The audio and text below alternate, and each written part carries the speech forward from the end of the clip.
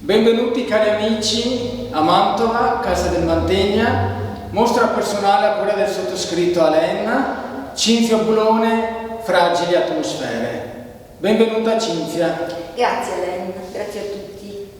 Fragili atmosfere è un titolo che ho pensato sia per dare un significato alle tue opere, ma in un certo senso anche rispecchiare la società che stiamo vivendo, soprattutto in un periodo pandemico, ma allo stesso tempo post-pandemico.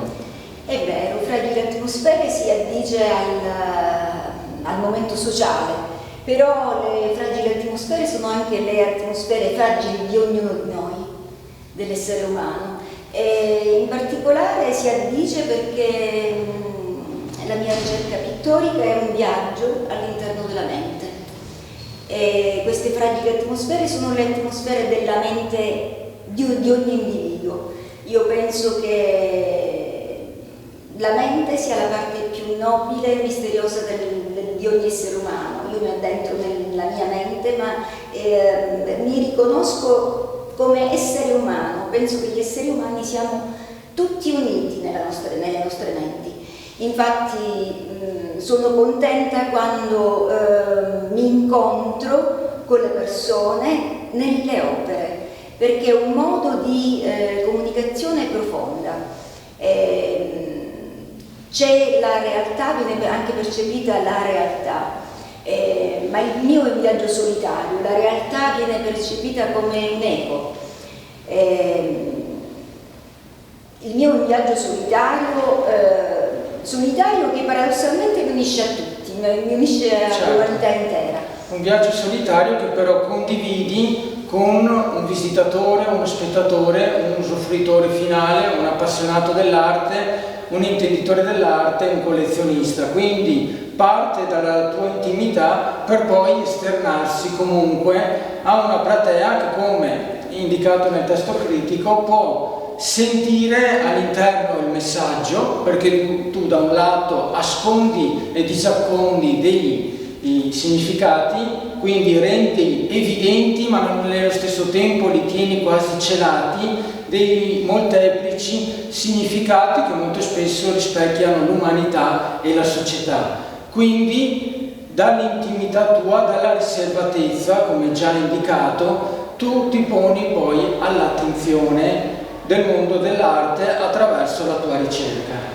Penso che la mia ricerca sia la ricerca di ogni essere umano nella vita profonda, nel vissuto, diciamo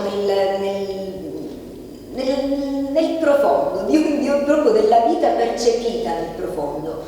E in fondo la mia è la ricerca, io posso dire cosa ricerco la luce, ricerco quella luce che molto spesso è offuscata dalla turbolenza che crea lo stesso uomo, perché non certo la natura crea turbolenze, diciamo, di un certo tipo, però le turbolenze che tu vai a evidenziare, sì, tu le vuoi celebrare per un'unità di intenti, di intellettualità, di umanità, ma nello stesso tempo sono le stesse persone che comunque collettività che determinano poi questo tipo di sensazioni. È come un addentrarsi all'interno dell'anima collettiva. Cioè io facendo un viaggio nel mio intimo, questo viaggio solitario, mi unisco all'intera umanità, perché è il viaggio di ognuno di noi. Cinzia, tu hai una caratteristica, un fil rouge in molte opere lungo la tua produzione: le tinte fredde e soprattutto delle nuance di tonalità diverse, di colore azzurro, blu, che giochi con 1000 significati. Uso le tonalità fredde comunque sempre per questo, per evidenziare la parte mistica dell'essere umano.